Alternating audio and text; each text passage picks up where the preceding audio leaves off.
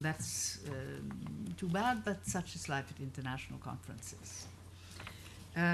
We have structured, that is Professor Shilemaitis and I, who are the conveners of this session. We have structured the session such that we will first have a presentation of the papers, and we will then have a discussion afterwards. I was supposed to have a few comments at the end, but I thought I would perhaps have the comments rather in the beginning, because they're comments having to do with the general framework into which we relate our papers. The framework is really a as it says in the title, the gender and armed conflicts, and the reason we chose that is our conviction that armed conflicts today are very different from the way they were the last 200 or 300 years, that we are in a world of armed conflicts today in which civilians are much more targets than they have been in the more formalized state wars of the past.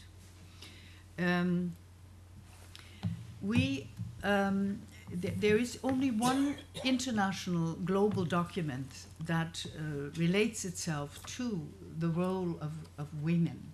Let me say, when we talk about gender in this session here, there will be some of us talking about the relationship between women and men, and some will be talking about women and the effect of armed conflict on women. The UN Resolution 1325, which was passed by the Security Council on October 30th, 2000, is really the first document that addressed itself to the issue of concerning women's roles and experiences in armed conflicts. Now, a characteristic of most conflicts today is, as I've just said, that civilian populations are the object of widespread and systematic attacks. They are not collateral damage, they are the object of attacks. The women and children who constitute the majority of this population are therefore particularly affected. At the same time, an increasing number of girls and women are participating as combatants, something which also is historically not for the first time, but the numbers are very different. They're partly of regular armies, but they're also part of revolutionary armies, either voluntarily or involuntarily. And despite this, women's experiences in conflicts are marginalized to an unacceptable degree, and their roles and contributions to conflict resolutions are also overlooked. So if you look at the United Nations resolution, it is really based on the position that women are not, and that they should be, included in fora where decisions concerning peace and security are made, whether at local, national, or at international level.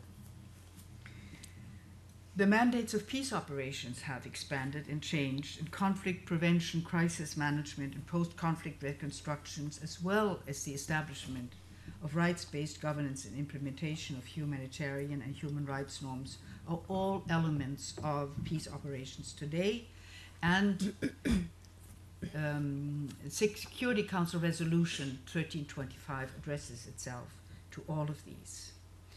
And this is really the main reason why not only we, but now also the international community says that one has to take gender relations and the roles of women and men and girls and boys into account when one wants to resolve conflicts. As women's participation is necessary for securing lasting peace, Resolution 1325 says the need for women to participate on equal terms with men at all levels is important if we are to achieve peace and security.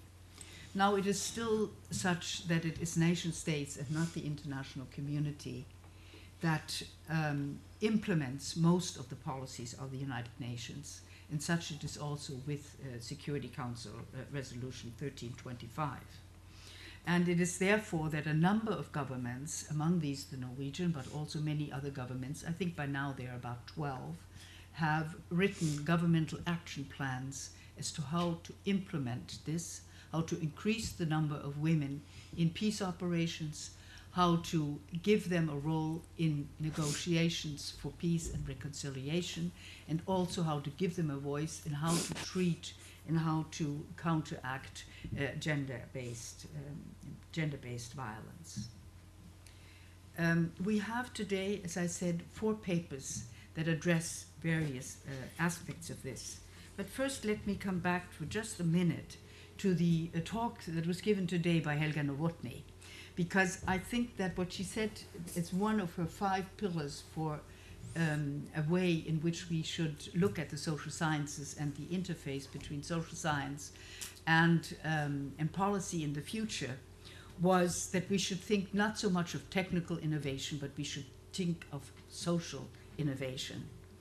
And I would make the I would say that if we were to integrate women into all the processes that have to do with women, with war and peace, we would really reinvent and recreate these institutions, and it would be a real revolution.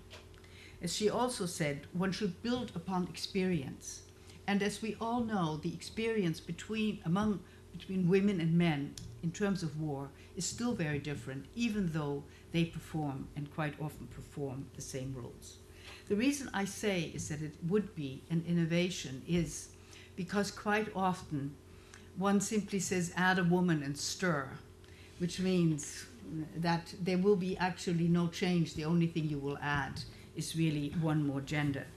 And this is really not the way. I think that there would be a creation of new social spaces and institutions that would answer the challenges of our time, one of which is the fact that armed conflicts today are quite different from what they were in the last centuries. Now, we will first, Sheila and I have decided, as I told you, that we would first present the papers and then have a discussion afterwards. Sheila herself is a professor and head of political studies at the department, the Political Studies Department at the University of Witwatersrand in Johannesburg.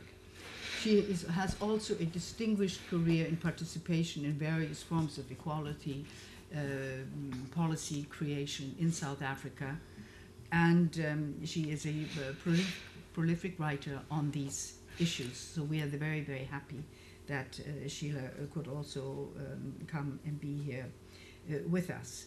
She will be taking up general questions of post-conflict reconstruction, referring to in Africa, and I think speaking also about Sierra Leone and Southern Africa in particular. I will introduce the speakers afterwards. Zahira Kamal will speak second, then Inger Schelsbeck, and then Christine Aumhaug. But now I will first give the word to Sheila. Well, thank you very much. I have to talk into this thing because they're taping it. Otherwise, I would abandon it. So please excuse us both, all of us actually, talking through this technology.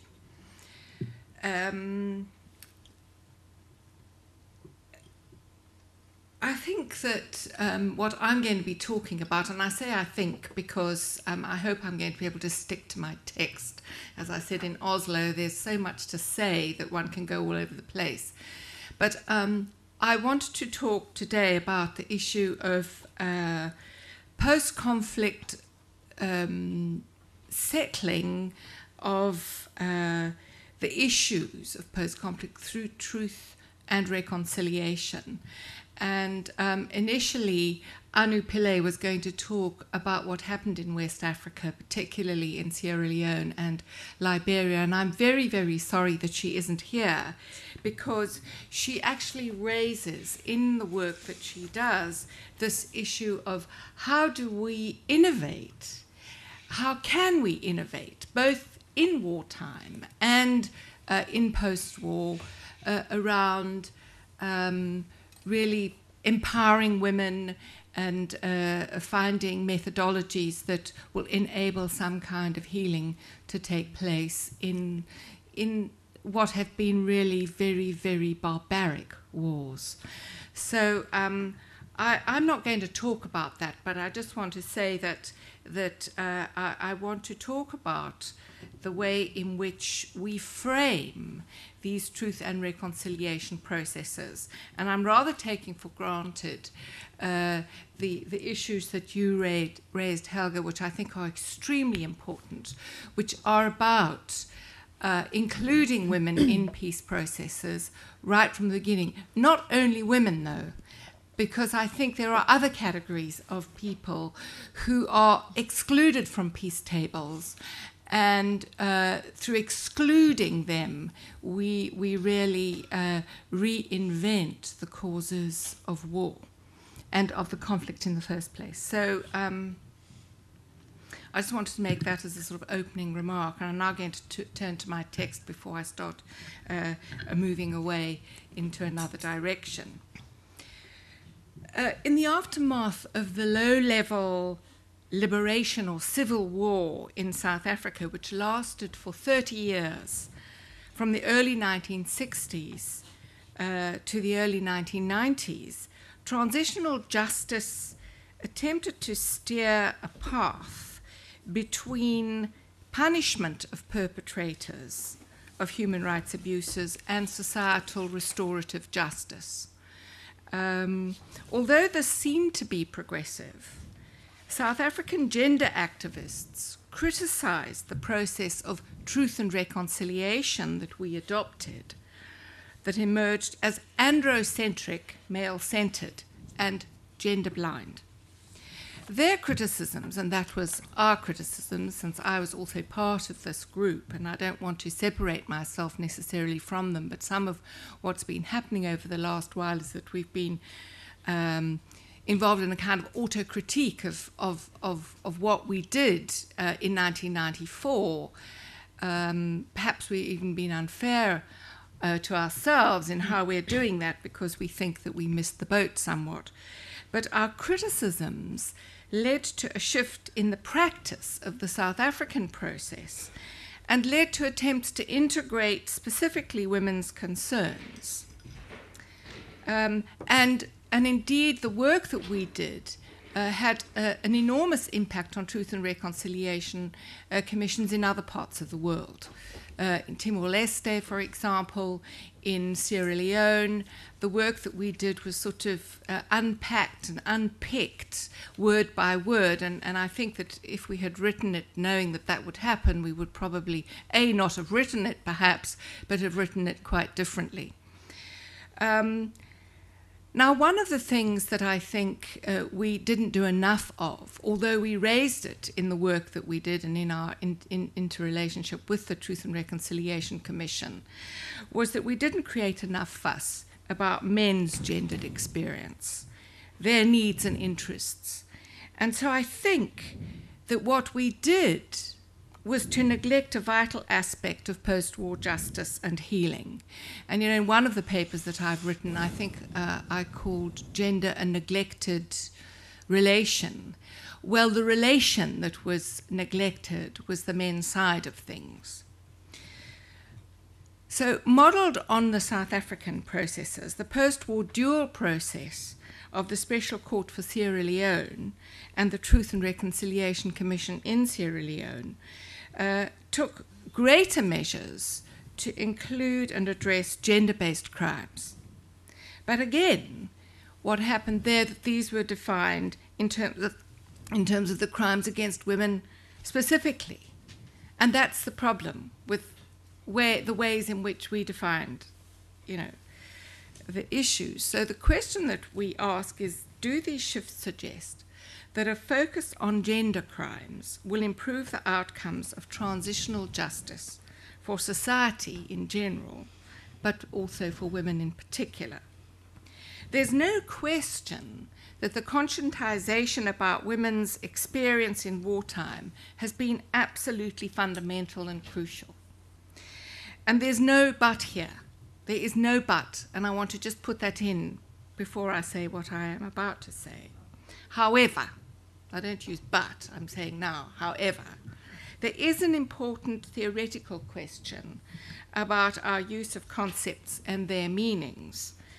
And we need to understand the consequences of the way in which we define these concepts and how we use them. It's very, very important. And that's where I think social science plays a role. I won't say much more about social science after this, but I think this is really important. First, the focus on gender as a stand-alone category forecloses its relationship with other categories. And I really wrote this after our conversation that we had the other day. Class, ethnicity, belief, generation, and here generation as age and as history, are really important in the way that we understand gender. So in fact, we're not understanding gender alone, we're understanding the intersectionality, and this is the sort of big new word in theory in Europe, it seems. It's not one that's caught on with us, but it's a really important arena.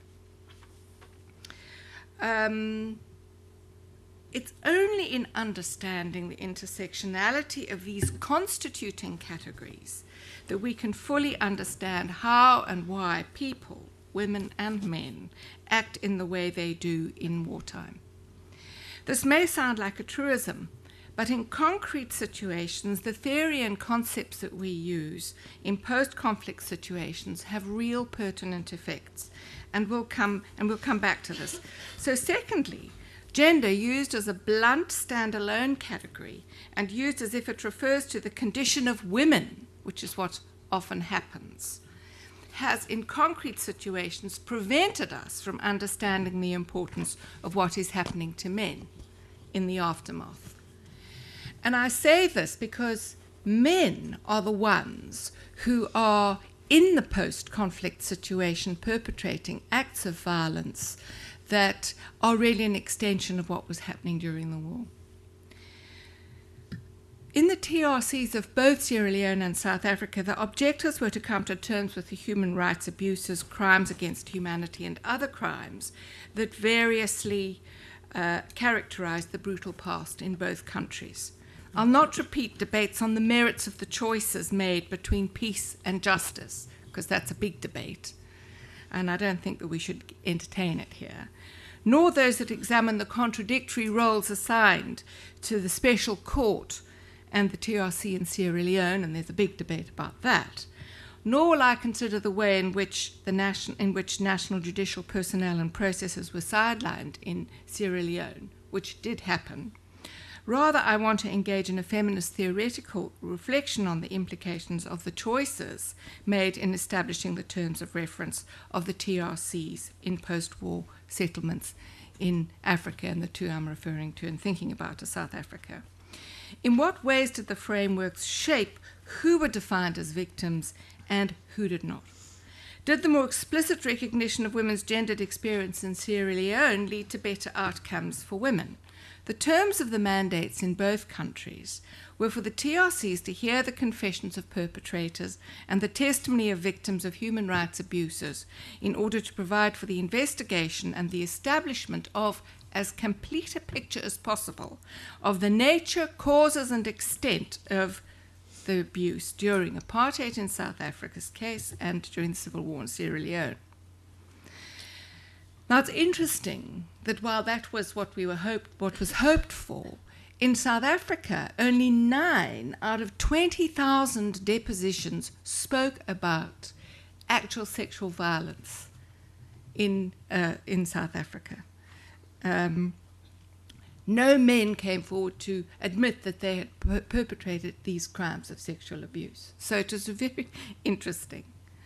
The major point and criticism that we made of the TRC was that how could you have an accumulation of individual accounts of human rights abuses, whether by perpetrators or victims, that could possibly provide both a history and a kind of confessional process that was hoped would lead to forgiveness and that would potentially settle the past. I mean, what on earth are you asking for when you're trying to establish this kind of objective. It's just impossible.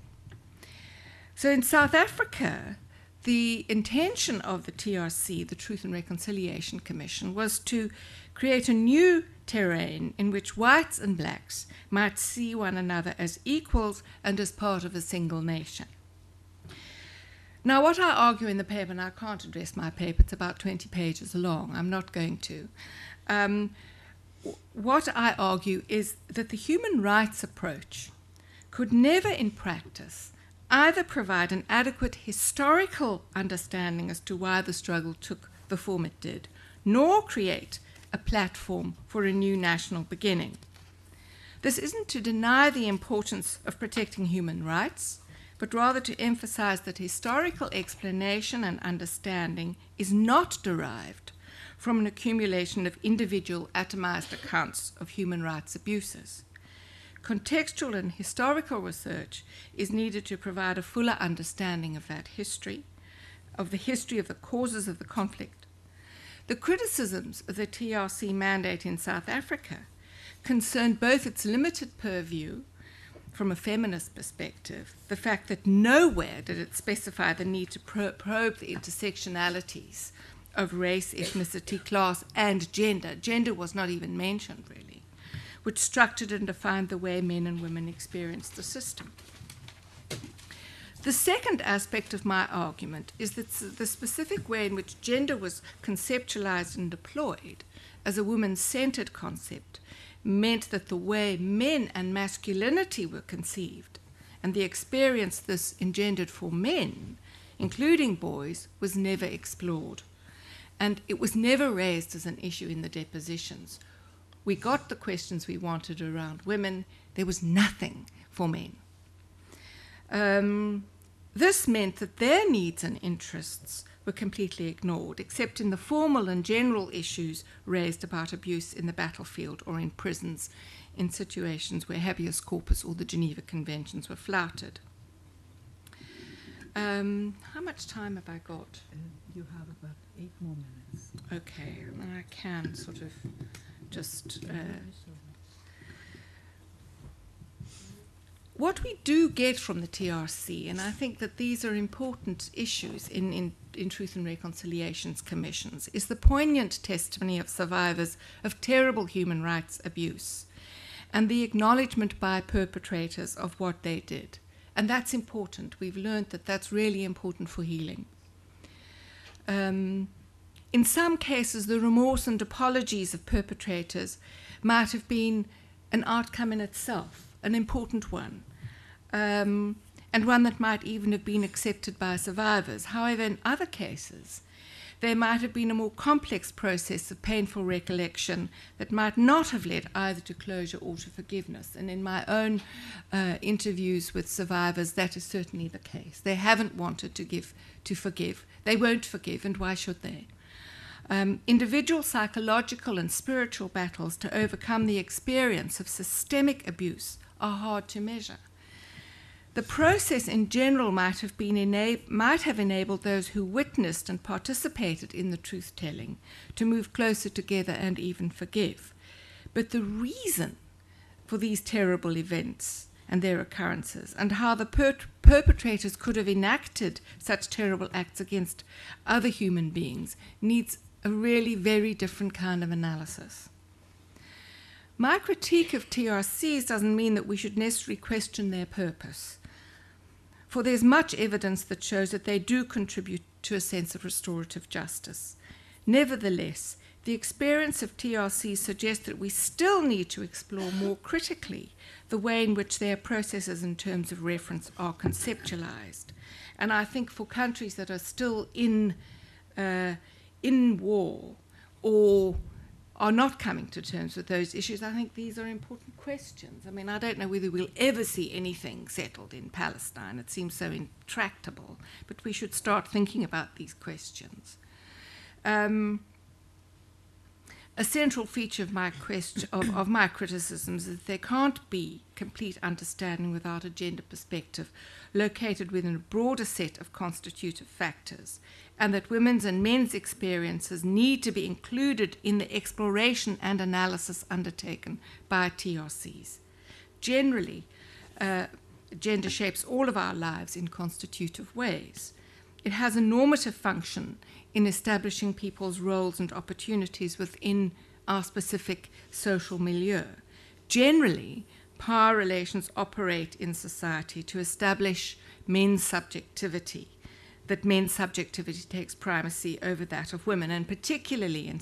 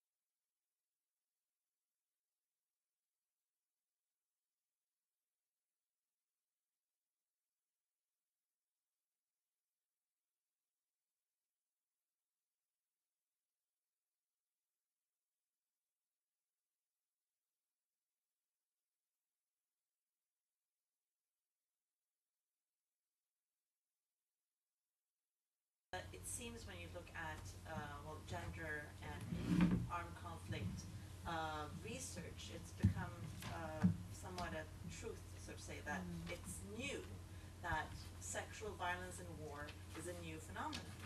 And I agree with, I mean, the whole, you know, the new war theory of Deffield and Counter and so on, the post Cold War phenomenon and so on comes to targeting civilians. But I'm just questioning also, you know, according to the very interesting research that Inge was mentioning when it comes to what data do we really have. So I'm just wondering, do we really know that it's new? Do we, I mean, looking at from the Sabines, you know, being the forced mothers of Rome to the occupation of Berlin and so on. So that's just a question. And then I had just a specific question to Sayda Kamal when it comes to engaging women in the peace process.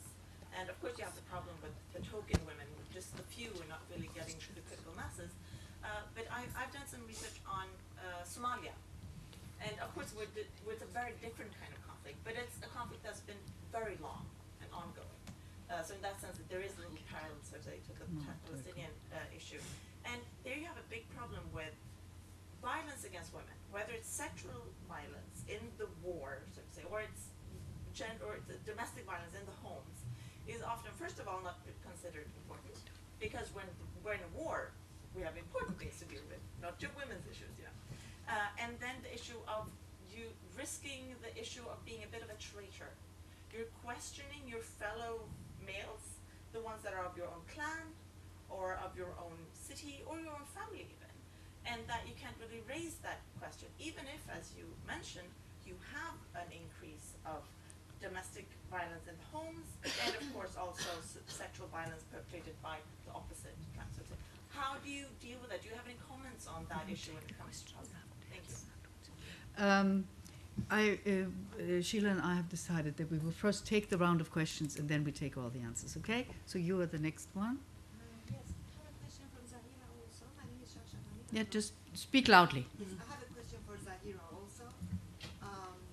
You talked about simultaneous problems that women face all the time. And of course, the society is asking you for mathematical clarity. I was wondering, institutionally, or as this course is concerned, if you're preparing with new groups who can speak about the Palestinian situation or women's situation, and if they are forming in this course so that you can become more visible, so that the problems can become more visible. So institutions like this course. Yes. Ingrid? No. It's you. Yeah. My name is Ingrid Mochman from Cologne, Germany. I have more three comments that I will try to make very short. Maybe first of all, I just want to inform about a study, which I think may be interesting when it comes to this, that both girls and boys are exposed to sexual violence in conflicts. There's just recently been a study among child soldiers in northern Uganda carried out with about 120 children, and it actually shows that about 25% of both the girls and the boys have been exposed to sexual violence. So I think this is a very under-examined thing. The other thing that is probably quite wise also to continue and also look at sexual violence in the post-conflict zones, because we know that also even our peacekeeping troops are involved in these kinds of activities. So stopping when the war is over probably gives a bias on the perpetrators. The third thing I want to comment on is that, of course, I'm very happy that you also go into the children born of war, which have been very little focused on during, well, basically all wars. And I founded a network on children born of war, and for those of you who are interested, I have even a poster outside. This interdisciplinary network is actually working on the collection systematic of data in all areas concerned with children. And for example, one of the things that we found out, which is very good, especially in this area where it's so hard to get real data and to trust the data, is to use those local people that are in the respective countries to provide the information which may be available at all. For example, now we know that about 20,000 children were born in Rwanda out of the genocide